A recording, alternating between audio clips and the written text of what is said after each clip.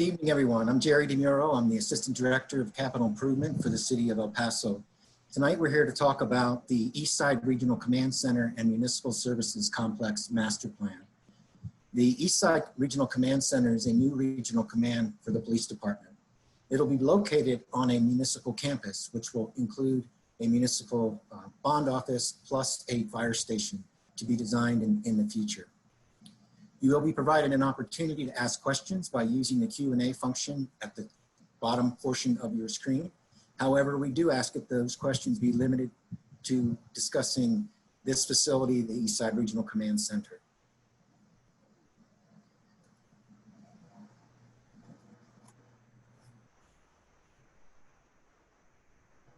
Having trouble moving it, Diana.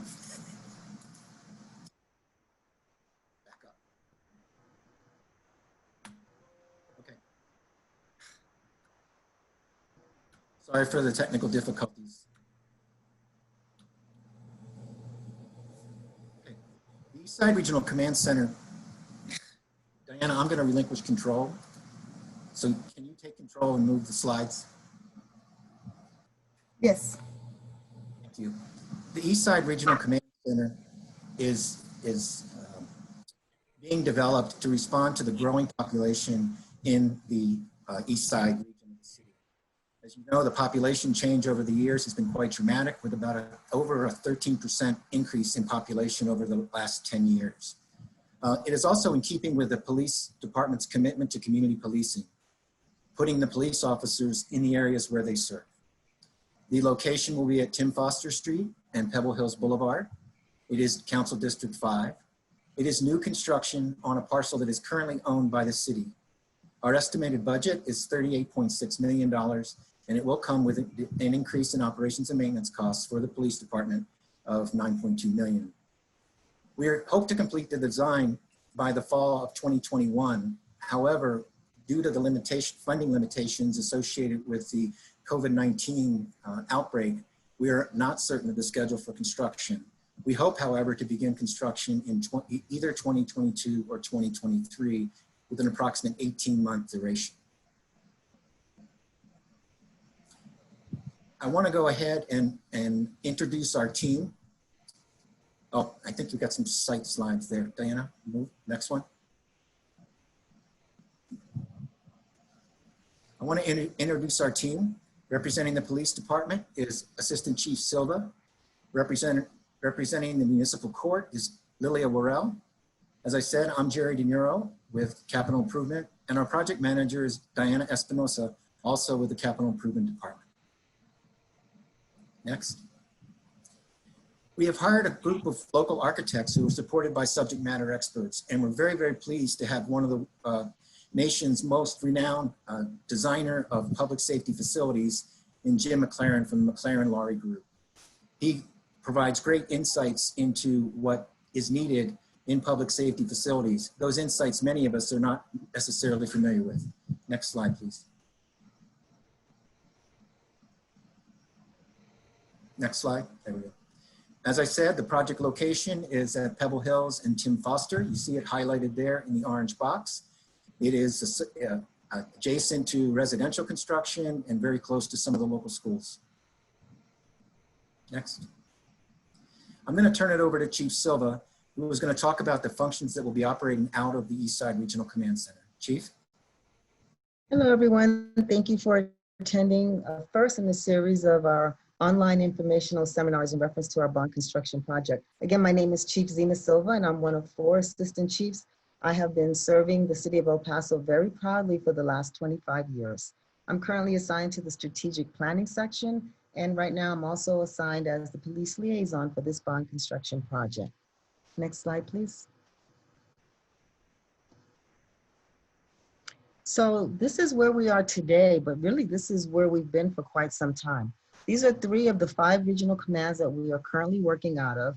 And just for some historical perspective, the Pebble Hills Regional Command was built in 1980 and we moved in 1994. So it's about 25 or 26 years old now.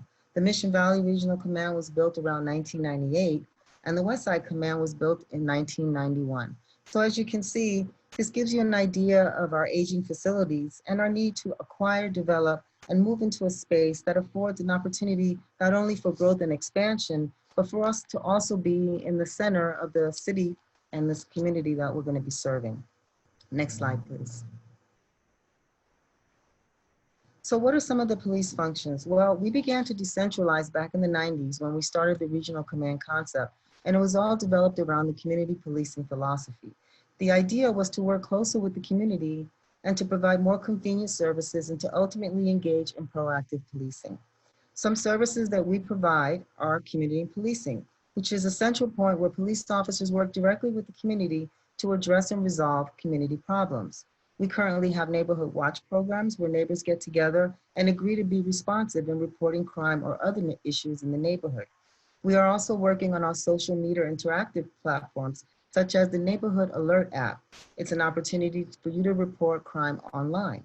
We also have an opportunity for homeowners with camera systems to register online with the police department. And if an incident happens in your area, you allow us to look at your camera and help us to resolve crime issues.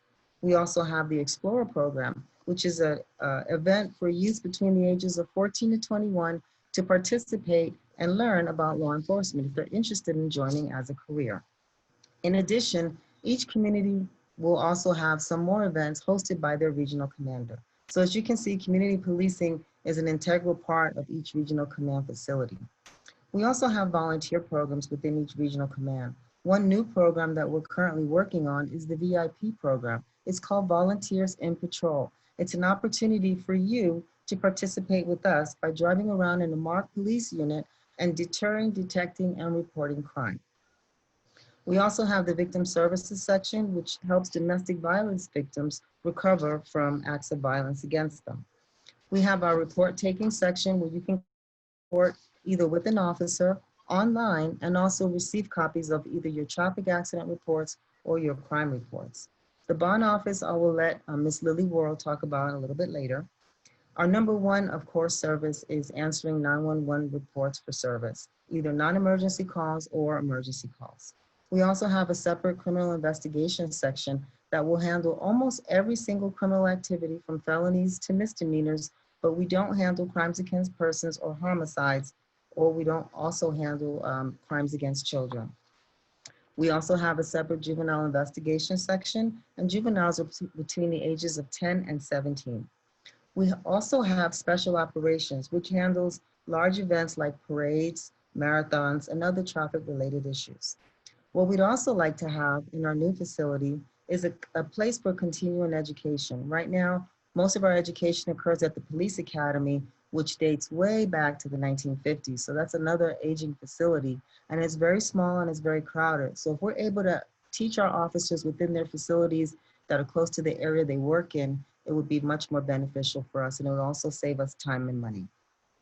We'd like to have a fueling station set up at our new location. Right now, there are only 4 fueling stations located for all the 5 regions and headquarters to use. So having a fueling station would also be time and energy efficient.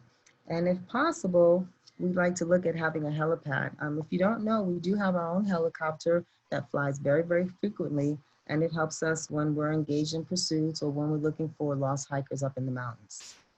Next slide, please. So some of the other things that we want to do for the community is talk about our open spaces. Right now, the police departments and all the regional commands are actually a safe place for some of our members who like to use the facility to do an exchange when they have their visitation weekends. It's a safe place for grandparents to come in and do the exchanges. It's also a place that we encourage people to use when they're buying and selling items on places such as Craigslist or OfferUp, those type of applications. We also want to make sure that our open spaces are very welcoming to the public so that when they come in, they feel safe and they know that this is a place where they're going to get the help that they need. We also hope that we can have areas to have some community events like barbecues and things like that, so we can get together and celebrate different times of the year.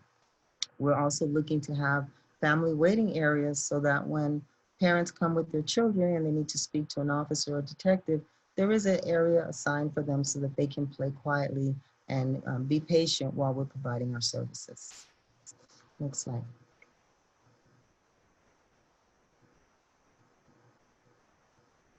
And now I'll turn it over to Ms. Lily Worrell. She's in charge of municipal court. Thank you. Good evening. Good evening. My name is Lilia Worrell, and I'm the director of the municipal court. And I've been with the city for 27 years. Currently, a municipal court bond office is located inside every regional command center for the convenience of the public. At the bond offices, individuals can pay their citations, request defensive driving, apply for payment plans, turn in paperwork, and take advantage of video capability to appear before the Northeast judge for their scheduled arraignment hearing instead of having to drive all the way down to the Northeast court. Court staff, as you can see, also participate in community events, and we conduct traffic safety sessions at area schools to engage the community. And as you can see, that one picture at the bottom left, that is part of our video arraignment equipment. So you can see the judge that's located at the Northeast site. That's about it. We're not as big as the police department. Good afternoon. Thank you for having us. On projects like the Eastside Regional Command Center that require very specialized expertise, local architects usually partner with a subject matter expert. So for example, if you were designing a ballpark or a hospital, there's usually a local architect and then an expert that does that kind of nationally or internationally. So I'm Jennifer and I'm with M&K Architects, and we're your local architect firm. And we've done work for the city for many years, including the Eastside Sports Complex that's just a couple blocks away from the project on Tim Foster and Pebble Hills. And immediately after me, you'll be hearing from Jim McLaren, and he's from MWL. And of course, he's the public safety architect and we're teamed together. So just to give you a little bit of background. So the role of the local architect, in addition to providing support during construction, administration, and production, is to provide relationship and perspective. Oh, can you go to the next slide? And so we do that by kind of really looking at the community and the project and where its setting is. So you can see a little bit of the hospitals, the shopping centers next, and the different the schools of where the project is set. So one of the responsibilities of the local architect is to make sure that the project reflects and is informed by the community. And that brings things looking at these like materials, scale, native plant palettes, but perhaps even more importantly is on the human scale and how those relationships foster. And so like Chief Silva talked about, making sure that those things have, you know, coffee shops, place where they're integrated with bike paths, pedestrian routes, and that the building is in general serving its highest and best purpose as it serves you. And that's a little bit about what we're here to visit with you about today. And so we want to make sure that on that note that it's easily found and well lit in times of distress, that it's easy to use, that it's family friendly, that it's a place for community and gathering and for casual interactions, and that it really presents a relationship with the community on a street level presence, on an aesthetic level, and that it's an approachable resource that we can integrate into a part of your daily life and really contribute to the quality of life of the citizens in that community. And with that, how the police functions and how those specific things can be accomplished, Jim's going to speak a little bit about that. Thank you, Jennifer. So what I would like to do is chat a little bit about some of the opportunities that you can leverage with a new law enforcement facility, a new public building like this. And to do that, I thought I'd just show some samples of other projects that represent how other communities have addressed that. This one is just recently completed. It's a new police facility in Salinas, California. And it was interesting because when we met with the public, they were very interested in taking the front of the building and creating a space that they could close off and use for a Saturday market because where the building was located was amazingly enough, in a place like Salinas, California, it was kind of a food desert in that particular neighborhood. So the building opened and it provided this community resource that wasn't there before. And it, you know, really was just input from the neighbors that brought that about. Next, please.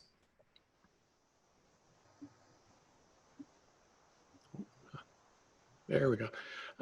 The main thing, as Jennifer said, is we start looking at trying to figure out really how the buildings can be calming, how they can be approachable, how they can be welcoming. Sometimes when people come to a facility like this, it's in a pretty distressful time, and we really need to be in a position where they know that they're going to be able to come to a facility where they're going to be able to find help that's caring and really reinforces that we're here and we can work with you to make things better.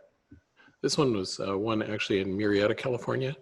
So you can see the building at very low scale, but clearly articulates where the front door was, because if somebody arrives in distress, you don't want to be confused how to get in the building. Next, please. This is another facility. It's in Colorado. Again, you can see that each one of these facilities are completely different in the way they present themselves. They represent materials and massing and things like that based on the neighborhood they're in and the community they're serving. So they vary quite a bit. I always say a good building is one that if you pick it up in one city and move it to somewhere else, it'll look wrong. It should look right only in the place where it was intended to be put. Next, please. Another facility, again, this one's also a Colorado facility, but you can see the scale is fairly low, but yet at night, you know exactly where that front door is. So it literally is a lantern and a beacon. It provides outdoor spaces too for events. They have actually art festivals and things like that out front of this building. It gets used for, as Chief Silva mentioned, for Craigslist transactions. And everything is mundane as just passing out information associated with neighborhood watch formations and things like that. Next, please. Some of the bigger facilities, this one's fairly large. This one is a county sheriff's building. Again, lots of times they have many, many different components to the building, and sometimes the components are things that have to be carefully massed into the building. In this case, it had the sheriff's facility, custody, and it also had actually a medical examiner or autopsy facilities in it. So much more office building or corporate looking than what we'd assume we'd see in a neighborhood like yours. Next, please. Now, when we start looking at these buildings, how you approach the building so that you can see where, where service is provided, where to park, a normalized sequence of entry that can be calming and actually provide outdoor space potentially where you can meet with officers on a nice day, even outside. Sometimes it's really therapeutic to talk to somebody in a place where a bird flies by, as opposed to, a four-wall room with sheetrock. So, next, please. So we start looking at public spaces. They have to be business-like, because it's important when people come in, they know that it's a businessy environment. But they're typically broken up in ways so that people can sit, but they can sit away from each other. There may be different multiple presentation windows for people to get copies of reports. And in this case, we'll have our court services accessible to the lobby too. And as Chief Silva mentioned, other spots, in this case, it's out of view where the photograph was taken, but there's actually carpeted area in this facility where families that come in with kids, the kids can be, down on the floor. So a variety of different surfaces. Next, please. Same type of thing here. You can see an environment where people come in. It's very business-like, but it's fairly transparent. So you can see people all through the spaces from one space to the next. There's nothing hiding here. Next, please. This particular client had some memorabilia that they wanted. They had the first radio car that they had ever used in the city. It's just outside of Chicago. And so that got restored and put in the lobby. And I got to tell you, it's much loved. Other than that black paint shows every fingerprint of every child that's ever looked in that car. They're constantly wiping it down. So next, please. This one we just show because there's also a deal of pride and respect that goes into something as serious as law enforcement. This is the new San Francisco Police Headquarters, and they integrated the public art into the building with that cylinder of light that runs up through the building and has all the words that are their mission statement, as well as it identifies officers that have passed in the line of duty. Next, please. Again, just a representative, modest type of lobby that's durable. It gives you the impression when you come in that there's somebody there that can help you and knows what you're about. Thanks, please. So with that, I will turn it back to Jennifer.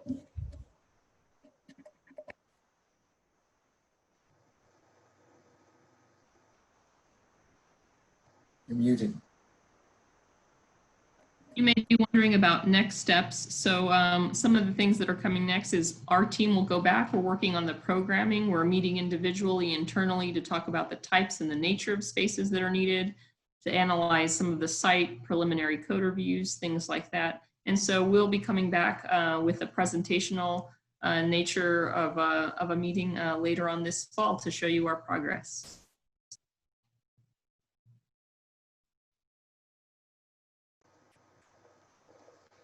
And with that, that concludes our presentation for today. If you have questions, we'd be more than happy to answer them. We're just hoping to build a facility that will be a pillar for the community, will be something that all of us will be very, very proud of. It will be one of the newest buildings that the city is developing, and we're very, very excited to be a part of the team and to make this happen in the East Side.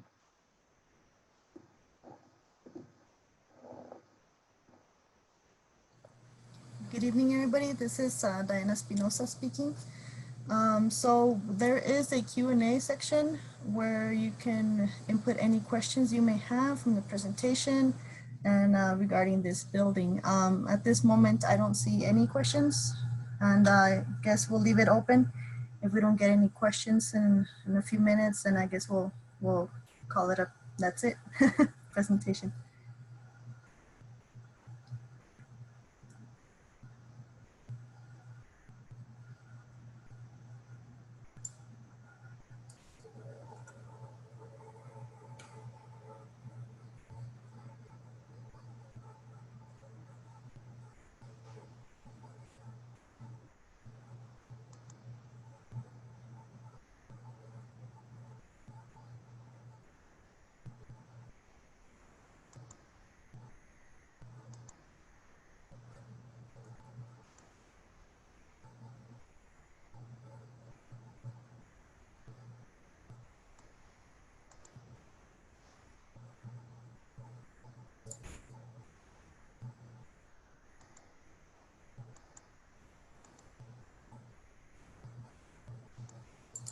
Okay, Chief Silva, we have a question here.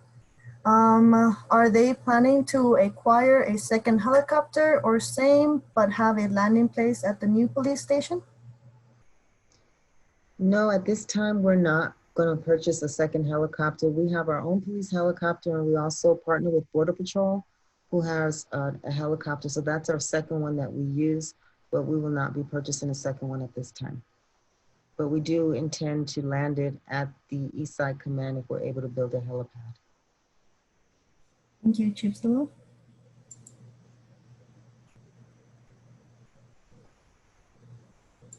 Okay, we have another question here, Jerry. Maybe you can help me with this one. Is the city of El Paso designing the furniture? If not, who is? You're muted, Jerry. The architect team, along with Jim McLaren, will be identifying furniture that fits the needs of the police department and others that are using the building. It hasn't been decided what type of furniture will be used, but there's some considerations to making sure that it's functional and that is able to be durable, as this facility will be a 24/7 operation, as well as the fact that it will give us some flexibility in the future as policing operations may change. And so that is the intent on the furniture. Okay. Thank you, Jerry.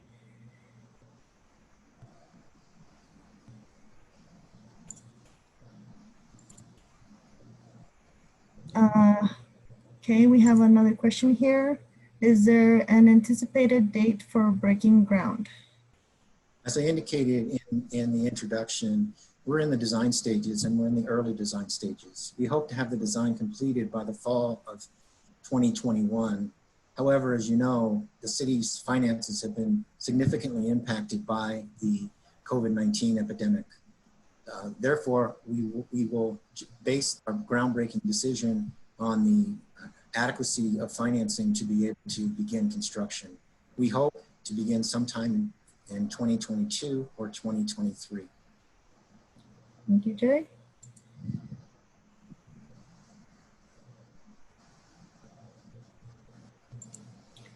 So we have another question here. The link and the invite was incorrect. Had to find it online. So was late. Will this presentation be available online? So yes, we did record this presentation and we'll be making it available online.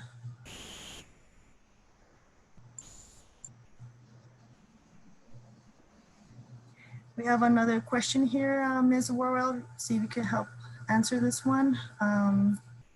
Or Jerry, will the municipal court have a kiosk for overnight payments at the station? I'm gonna, Yes, we will, because we actually have a night shop at all the bond offices, including the one downtown. Thank you.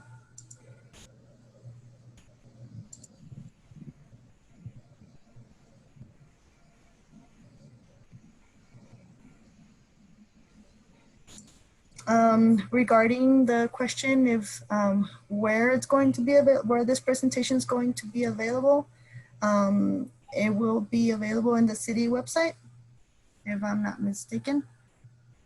Jerry? yes, it'll be available on the city website where all the community presentations are housed. We've done a couple other ones of these for other projects, and we'll be doing more of these in the future as the epidemic continues. And we're locating them all in the same place. Unfortunately, I do not have a link to that, but we will put out an announcement as to where the link is on our main webpage. Thank you, Jerry.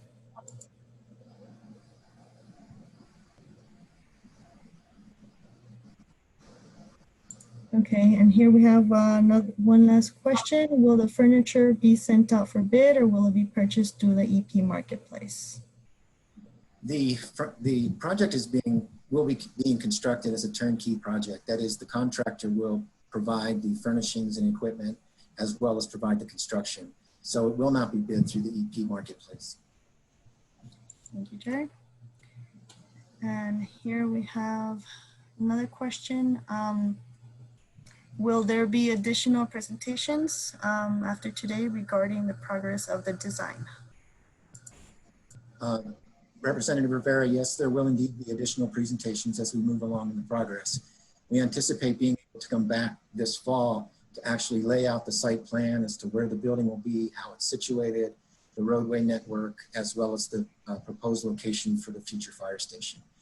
As we advance the design, we will visit with the public probably as we complete the design and go into construction. And that will, again, will be sometime next year. We'll come back this fall and again next fall. Thank you, Jerry. Okay, at this moment, I have no more questions. I suppose we'll leave it another couple minutes for any last minute questions. I'd like to mention to the audience that if you have questions later, we did provide the contact information in the presentation. Diana, I don't know whether you can show that. That slide is still up. Diana Espinosa, the project manager, and there's her contact information. Thank you, Jerry. I guess we have here one last question. Chief Silva, if you can please help answer this one. What parts of the city will it cover? And for example, from what streets? Hi, Alejandro. Thank you. That's a really great question.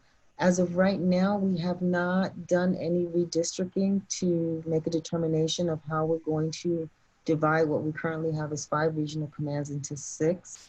That is something that we are currently in discussions with right now. And when we have that information available, and as we get closer to the construction being completed and we start putting police officers into that building, we will definitely make that information available both on the city website and the police department's website. Thank you, Chief Silva. I have no more questions, and I guess we will conclude the presentation here. Thank you, everybody, for joining. Thank you all. For your participation. We truly appreciate it. Bye-bye. Good night.